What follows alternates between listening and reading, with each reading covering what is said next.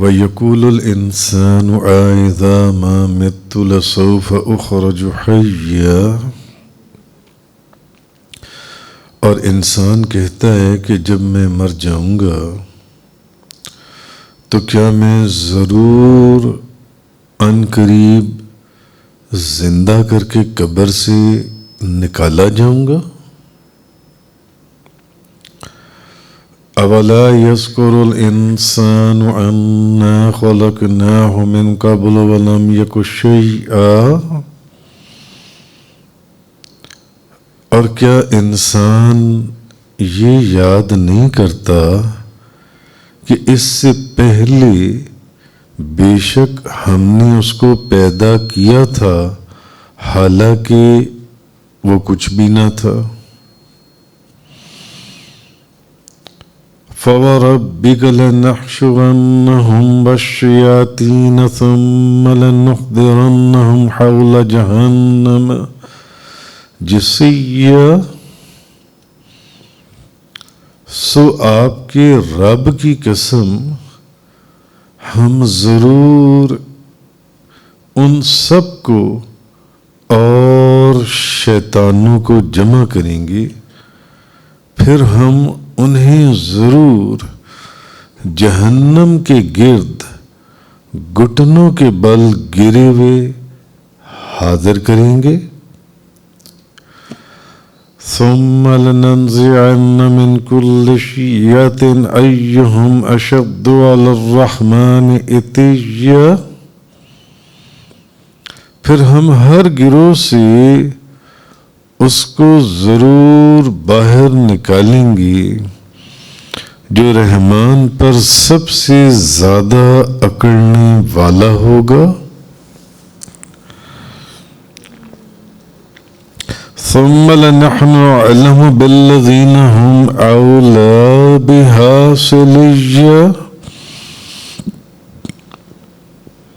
پھر بے شک ہم ان لوگوں کو خوب جانتے ہیں جو جہنم میں داخل ہونے کی زیادہ لائق ہیں۔ بے شک ہم ان لوگوں کو خوب جانتے ہیں جو جہنم میں داخل ہونے کے زیادہ لائق ہیں۔ اب آج کی بات یہاں سے شروع ہوئی اللہ پاک کے کلام سے، وَيَقُولُ الْإِنسَانُ أَإِذَا مَا مِتُّ لَسَوْفَ أُخْرَجُ حَيًّا، اور انسان کہتا ہے کہ جب میں مر جاؤں گا تو کیا میں ضرور عن قریب زندہ کر کے قبر سے نکالا جاؤں گا۔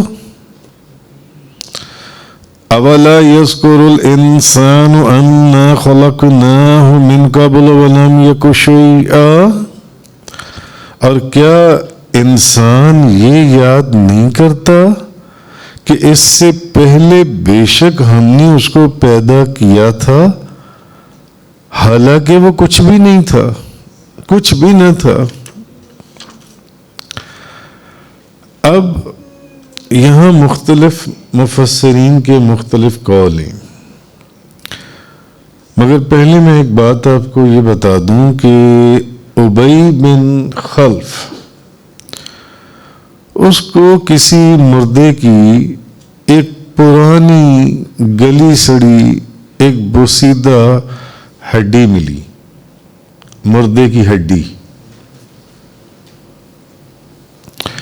تو وہ ہڈی لے کر نا مردے کی مشرکین کے پاس آیا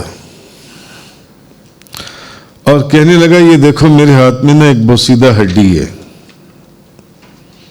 کسی مردے کی، اور بے ادبی اور نافرمانی کے ساتھ نبی کریم صلی اللہ علیہ وسلم کا نام لے کر کہنے لگا کہ دیکھو محمد کہتا ہے، معاذ اللہ استغفر اللہ، بے ادبی کے ساتھ نام لکھ، وہ کہتا ہے کہ اسے اثر نو زندہ کیا جائے گا، یعنی مرنے کے بعد دوبارہ زندہ کیا جائے گا. اثر نو، دوبارہ زندہ کیا جائے گا اس کو. مشرکین کو کہنے لگا کہ دیکھو تم بتاؤ، تم سوچو، کیا یہ بات جن سی یہ قابل تسلیم ہے؟ مشرکین اور کافروں کو اکٹھا کر بوسیدہ ہڈی دکھا کر تو نبی کریم صلی اللہ علیہ وسلم کا نام مبارک لے کر کہنے لگا دیکھو وہ کہتے ہیں کہ اثر نو، ہمیں زندہ کیا جائے گا. کہنے لگا کیا یہ بات قابل تسلیم ہے جن سی ہے؟ کافروں کو، مشرکین کو وہ یہ کہنے لگا. اب یہاں انسان کا ذکر ہوا ہے. وَيَقُولُ الْإِنسان، اور انسان کہتا ہے. وَيَقُولُ الْإِنسَانُ أَإِذَا مَا مِتُّ لَسَوْفَ أُخْرَجُ حَيًّا، اور انسان کہتا ہے اس آیہ کریمہ کے اندر کہ جب میں مر جاؤں گا تو کیا میں ضرور ان قریب زندہ کر کے قبر سے نکالا جاؤں گا. قرآن کہہ رہا ہے. اس میں انسان کہتا ہے. اب اس میں مختلف مفسرین کے قول ہیں. بعض مفسرین نے کہا کہ انسان سے مراد وہ کافر ہے، یعنی ہر وہ کافر جو مرنے کے بعد دوبارہ زندہ کر کے اٹھائے جانے کی تصدیق نہیں کرتا.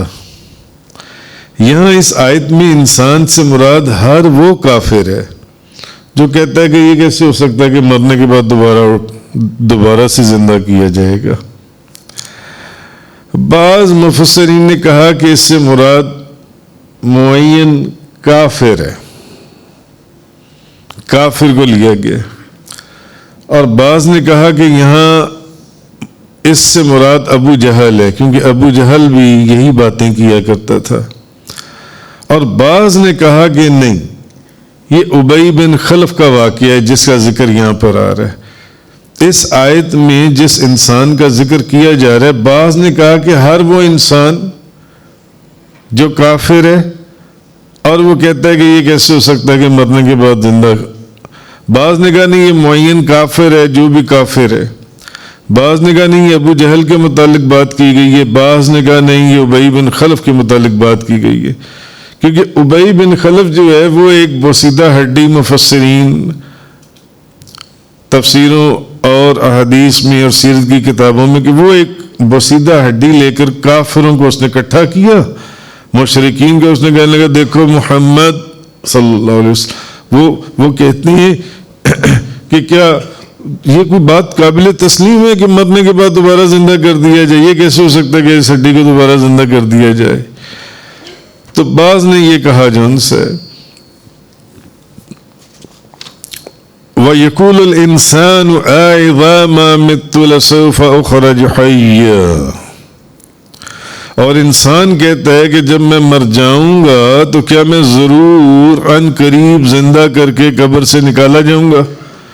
تو اب آپ کو اس آیت کا کانٹیکسٹ یا پرسپیکٹو سمجھ میں آ گیا ہوگا کہ آیا یہ کون سا انسان ہے جس کے متعلق ذکر ہو رہا ہے، خالی کافر یا ہر وہ کافر جو مرنے کے بعد زندہ ہونے کا انکار کرتا ہے، یا ابو جہل یا ابی بن خلف، یا یہ اس انسان سے، یا ایک جنرل ہر وہ کافر، ہر کافر کو اس سے مراد لیا گیا جن سے.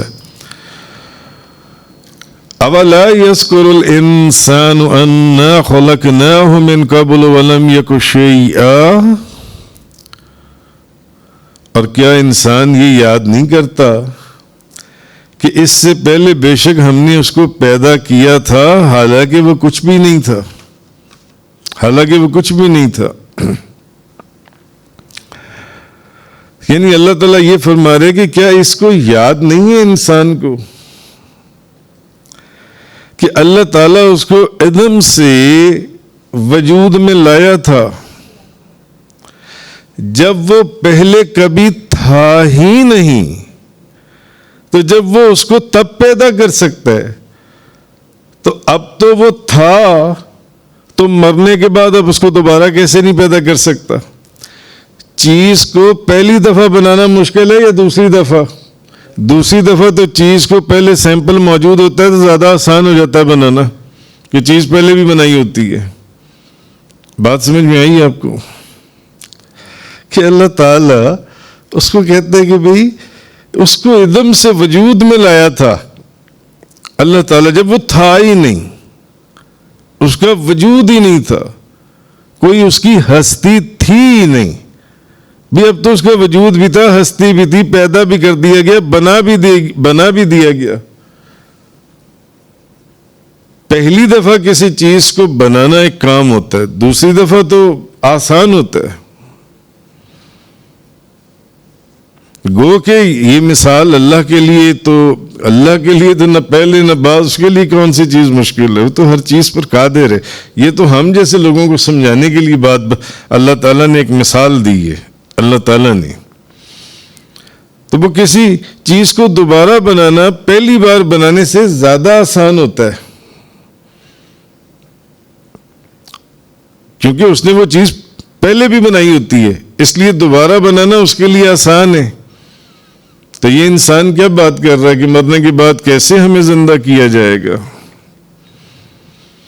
یعنی وَيَقُولُ الْإِنسَانُ أَإِذَا مَا مِتُّ لَسَوْفَ أُخْرَجُ حَيًّا، اور انسان کہتا ہے کہ جب میں مر جاؤں گا تو کیا میں ضرور ان قریب زندہ کر کے قبر سے نکالا جاؤں گا؟ اب انسان کی تعریف میں نے آپ کے سامنے کر دی۔ أَوَلَا يَذْكُرُ الْإِنسَانُ أَنَّا خَلَقْنَاهُ مِنْ قَبْلُ وَلَمْ يَكُ شَيْئًا، اور کیا انسان یہ یاد نہیں کرتا کہ اس سے پہلے بے شک ہم نے تو اس کو اس وقت بھی پیدا کیا تھا جب وہ کچھ تھا ہی نہیں، اس کا کوئی وجود ہی نہیں تھا۔ یعنی اب کون سا مشکل ہے؟ فَوَرَبِّكَ لَنَحْشُرَنَّهُمْ وَالشَّيَاطِينَ ثُمَّ لَنُحْضِرَنَّهُمْ حَوْلَ جَهَنَّمَ جِثِيًّا، سو آپ کے رب کی قسم،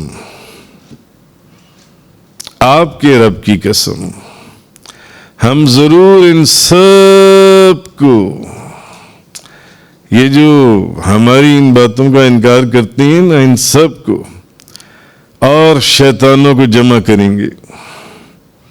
آپ کے رب کی قسم، ہم ضرور ان سب کو اور شیطانوں کو جمع کریں گے، پھر ہم انہیں ضرور جہنم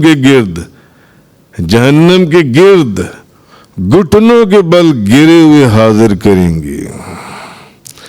ثم لننزعن من كل شيعة أيهم أشد على الرحمن عتيا، من كل شيعة أيهم أشد على الرحمن عتيا، پھر ہم ہر گروہ سے اس کو ضرور باہر نکالیں گے جو رحمان پر سب سے زیادہ کرنے والا ہوگا۔ ثم لنحن أعلم بالذين هم أولى بها صليا، پھر بے شک ہم ان لوگوں کو خوب جانتے ہیں جو جہنم میں داخل ہونے کے زیادہ لائق ہیں۔ تو آپ کے رب کی قسم ہم انہیں جمع کر لیں گے۔ محبوب آپ کے رب کی قسم، آپ کے رب کی قسم، جس پر ناز ہو، جس سے محبت ہو، آپ کے رب کی قسم۔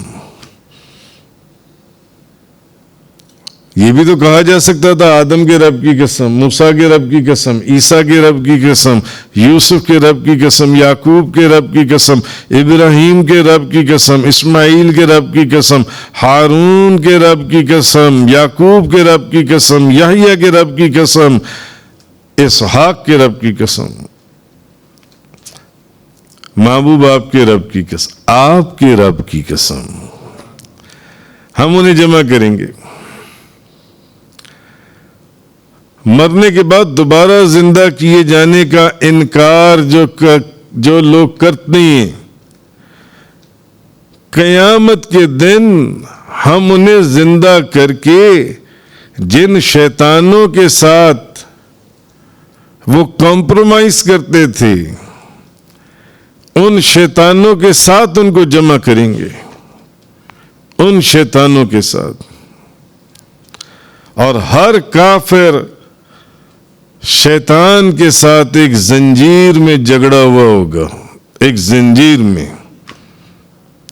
جگڑا ہوگا, اور پھر انہیں دوزخ کے پاس ہم اکٹھا کریں گے کہ جب وہ دوزخ کے پاس کھڑے ہوں گے نا, جو کہتے تھے کہ دوبارہ یہ کیسے ہو سکتا ہے کہ دوبارہ اٹھائے جائیں گے, تو اللہ کے عذاب کا مشاہدہ کریں گے, اور اللہ کے عذاب کو جب وہ دیکھیں گے تو دہشت کے مارے اور خوف کے مارے ان سے کھڑا ہونا مشکل ہو جائے گا, اور وہ گھٹنوں کے بل گر جائیں گے. قرآن نے اتنی دہشت ہوگی, اتنی دہشت ہوگی جب وہ اللہ کے عذاب کو دیکھیں گے تو ان سے کھڑا نہیں ہوا جائے گا, اور وہ گھٹنوں کے بل گر جائیں گے.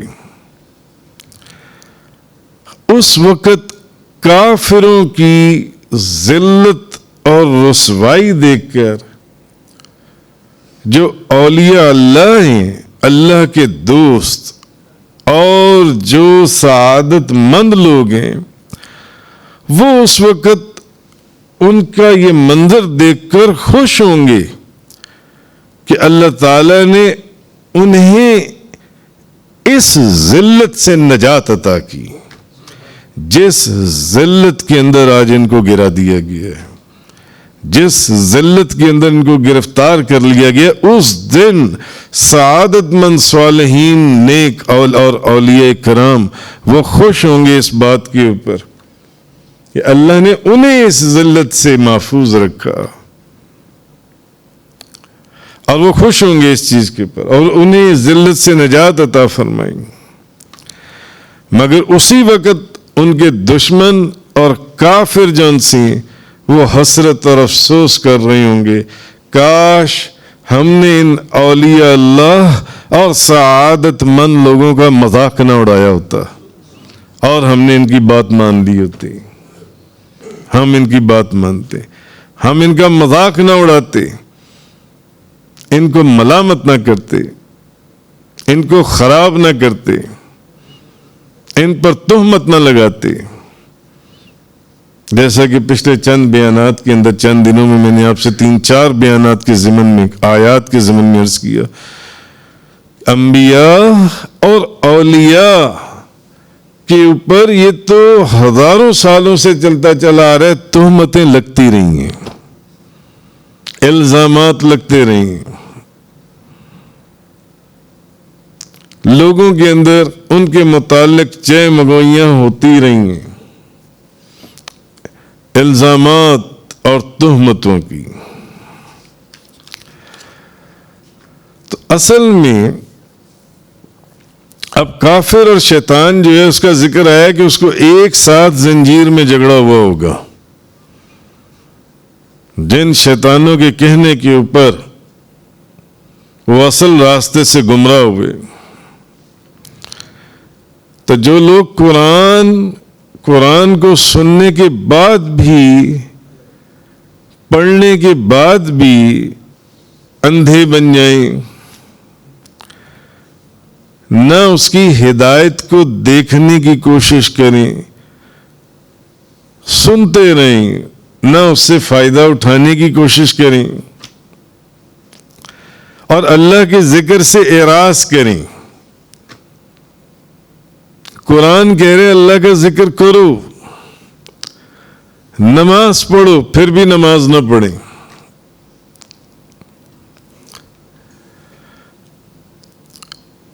تو اس کی گرفت اور اس کی گرفت جن سی ہے, اور عذاب سے بے خوف ہو جائیں, اور فقط دنیا کی لذتیں اور دنیا کی عیاشیاں اور آسائشیں ان کو حاصل کرنے میں مشغول ہو جائیں, اور جن نعمتوں نے ختم ہو جانے, فانی نعمتیں اور نفسانی خواہشات, ان کو پورا کرنے میں فقط قرآن اور حدیث سے منہ پھیر لیں, سب سنتے ہوئے بھی اس پر عمل نہ کریں. یہ وہ لوگ ہیں جن کو قرآن سنایا جاتا ہے اور وہ اس پر عمل نہیں کرتے. بار بار انہیں کہا جاتا ہے کہ اللہ کا ذکر کرو، نماز پڑھو، نماز کے احکامات، نماز کے فرائض واجبات کی پوری اس کے اوپر توجہ رکھو. پھر بھی اس کی طرف توجہ نہ کریں جو انسی ہیں. تو یہ وہ لوگ ہیں جن کے متعلق آیا ہے کہ اللہ ان لوگوں کے ساتھ پھر اللہ ایک شیطان مسلط کر دیتا ہے. ان لوگوں کے اوپر پھر اللہ ایک شیطان مقرر کر دیتا ہے، اس کی ڈیوٹی لگا دیتا ہے ان لوگوں کے اوپر، جو سننے کے باوجود عمل کرنے کی کوشش ہی نہ کریں. ان پر اللہ شیطان کی ڈیوٹی لگا دیتا ہے، شیطان کی ڈیوٹی لگا دی جاتی ہے. پھر شیطان ان کو دنیا میں حلال کاموں سے روکتا ہے، جائز کاموں سے روکتا ہے. جن چیزوں کا اللہ اور اس کے رسول نے حکم دیا ان چیزوں سے روکتا ہے، اور ان کی توجہ حرام کاموں کی طرف دلاتا ہے، حرام کاموں کی طرف، اور اللہ کی اطاعت کرنے سے منع کرتا ہے، اور نافرمانی کرواتے ان کو اتنا گمراہ کر دیتا ہے یہاں تک کہ وہ کفر کی وادیوں کے اندر گر جاتے ہیں وہ لوگ جن سے، اور انہیں کافر کر کے مرواتا ہے. خدا نہ خواستہ معاذ اللہ کہ کہیں ان میں ایسے لوگ بھی ہوں جن کو کلمہ ہی نہ نصیب ہوتا ہو مرتے وقت. تو یہ جو شیطان ہے یہ قیامت والے دن ان کے ساتھ ہوگا جس کا ذکر کیا گیا، اور دونوں کو ایک زنجیر میں جگڑ کر اس آدمی کو اور اس شیطان کو جہنم میں ڈالا جائے گا. وہ شیطان پھر اس کا ساتھی ہے جس شیطان کو ہم نے اس کے اوپر مقرر کر دیا. اتنا سمجھایا اللہ کا ذکر کرو، اللہ کے ذکر کی طرف آؤ، نماز کی طرف آؤ، قرآن کی طرف آؤ، نہیں آتی. پھر ہم اس کے اوپر ایک شیطان مقرر کرتے ہیں تو وہ اس کا ساتھی ہے. اب شیطان ان کو روکتے ہیں، ابھی تھکے ہوئے بعد میں نماز پڑھ لینا، تھکاوٹ زیادہ ہے کل چلے جانا نماز تراویح کے لیے، جب جماعت ختم ہونے والی ہوگی اس وقت جا کے جماعت میں آخری 2 رکعتوں میں مل جانا. شیطان اس کو اس راستے سے روکتا ہے. وَإِنَّهُمْ لَيَصُدُّونَهُمْ عَنِ السَّبِيلِ وَيَحْسَبُونَ أَنَّهُمْ مُهْتَدُونَ. کس قدر خوفناک معاملہ ہے. وہ شیطان ان کو اس راستے سے روکتا ہے، نہ جاؤ نماز کی طرف، اور وہ یہ سمجھتا رہتا ہے بندہ کہ نہیں میں تو بڑی ہدایت کے راستے پر چل رہا ہوں، میں تو بڑا منظور بارگاہ ہوں، میں تو بڑا منظور بارگاہ ہوں. وہ سمجھتا ہے میں بڑا ہدایت کے راستے پر چل رہا ہوں. آہا حتى إذا جاءنا قال يا ليت بيني وبينك بعد المشركين فبئس القرين.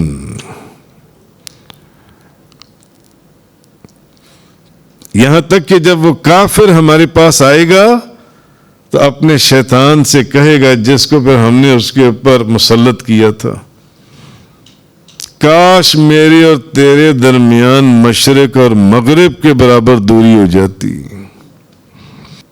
مشرق اور مغرب کے برابر دوری ہو جاتی. تو کتنا برا ساتھی ہے، کتنا برا ساتھی. ثم لننزعن من كل شيعة، پھر ہم ہر گروہ سے اس کو ضرور باہر نکالیں گے. ثم لننزعن من كل شيعة أيهم أشد على الرحمن عتيا، جو رحمان پر سب سے زیادہ اکڑنے والا ہوگا پھر ہم نکالیں گے ان کو ہر گروہ میں سے. اب جہنم کے پاس کافروں کو جمع کرنے کے بعد ہم ہر گروہ میں سے اسے نکالیں گے جو اس کی نافرمانی کرنے میں زیادہ بے باک تھا، زیادہ بے باک تھا۔ تو جو زیادہ نافرمان تھا، بات سنتا تھا مگر مانتا نہیں تھا، جو زیادہ نافرمان تھا، سب سے پہلے ہم اسے جہنم میں داخل کریں گے۔ سب سے پہلے جو سب سے زیادہ نافرمان سرکش ہوگا۔ اور بعض روایتوں میں ہے کہ کافر سب کے سب جہنم کے گرد زنجیروں میں جگڑے اور توق ڈالے ہوئے حاضر کیے جائیں گے۔ جو نافرمانی میں زیادہ سخت ہوں گے وہ پہلے جہنم میں داخل کیے جائیں گے، اور انہیں باقی کافروں کے مقابلے میں عذاب بھی زیادہ سخت ہوگا۔ تو مفسرین فرماتے ہیں کہ کفر، بے شک کفر کی کیفیت ایک جیسی ہے کفر، مگر کافروں کی قسمیں مختلف ہیں۔ بعض کافر وہ ہیں جو تو کسی کے کہنے کے اوپر گمراہ ہو گئے، اور بعض کافر وہ ہیں جو خود بھی گمراہ ہیں اور جنہوں نے لوگوں کو بھی گمراہ کیا۔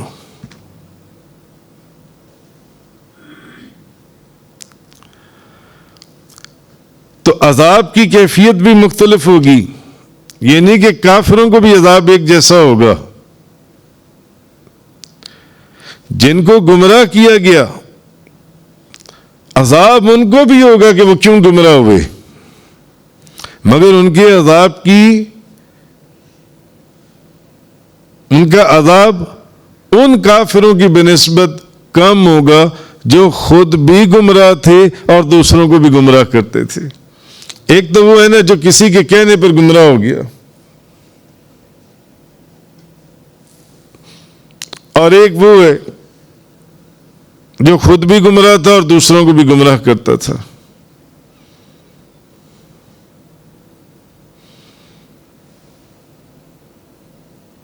ایک بندہ شرابی ہے، وہ خود شراب پیتا ہے مگر اس نے کسی دوسرے کو بھی شراب کے اوپر لگا دیا۔ ایک چور ہے، اس نے دوسرے کو بھی چوری پر لگا دیا۔ ایک سود خور ہے، اس نے دوسرے کو بھی سود خور بنا دیا۔ ایک شخص جو خود گمراہ ہے، ایک بندہ وہ ہے جو صرف گمراہ ہے، جو کسی کے کہنے پر گمراہ ہو گیا، عذاب اس کا بھی ہے، عذاب اس کو بھی دیا جائے گا۔ زنجیروں اور توق ہوں گے گردنوں کے اندر، اور ایک اپنے اپنے شیطان کے ساتھ زنجیروں میں باندھے گئے ہوں گے، اور جہنم کے کنارے پر وہ دہشت ناک اور خوفناک منظر دیکھ رہے ہوں گے۔ مگر ایک وہ ہے جس نے ان کو گمراہ کیا، ان کا عذاب زیادہ سخت ہے۔ قرآن کریم میں جنہوں نے کفر کیا اور اللہ کے راستے سے روکا، انہوں نے تو ایسا فساد کیا کہ اس فساد کے بدلے میں عذاب پر عذاب کا اضافہ کر دیں گے، عذاب پر عذاب کا اضافہ۔ پھر فرمایا ہم انہیں خوب جانتے ہیں، یعنی ہم جانتے ہیں کہ کون سا کافر جہنم کے کس طبقے کے لائق ہے اور کون سا کافر جہنم کے شدید عذاب کا مستحق ہے اور کون سا نہیں، اور ہم جانتے ہیں کہ کس نافرمان کو جہنم میں پہلے ڈالنا ہے اور کس کو بعد میں ڈالنا ہے، کس کو جہنم کی کس وادی کے اندر ڈالنا ہے۔ جیسے کہ میں نے 2-4 دن پہلے ایک بیان میں عرض کیا تھا کہ ایک وادی ہے غوی، اس میں بھی لوگ ڈالے جائیں گے، اور یہ جہنم کی وہ وادی ہے جس میں حضور نے فرمایا کہ اگر پتھر پھینکا جائے نا، اس کا ایک وزن حضور نے ارشاد فرمایا 50 سال کے بعد جہنم کے اندر وہ 50 سال گرتا رہے وہ پتھر، جو تب جا کر 50 سال کے بعد وہ اس وادی تک پہنچتا ہے، اور وہ وادی ہے جس سے جہنم کی وادیاں بھی پناہ مانگتی ہیں، اور جب جہنم کی آگ میں کچھ کمی ہوتی ہے تو اللہ اس وادی کا دروازہ کھول دیتا ہے۔ وآخر الدعوانا الحمدللہ رب العالمین۔ تفسیر قرآن کا یہ لیکچر انگلش میں سننے کے لیے براہ کرم ڈسکرپشن میں موجود لنک پر کلک کریں۔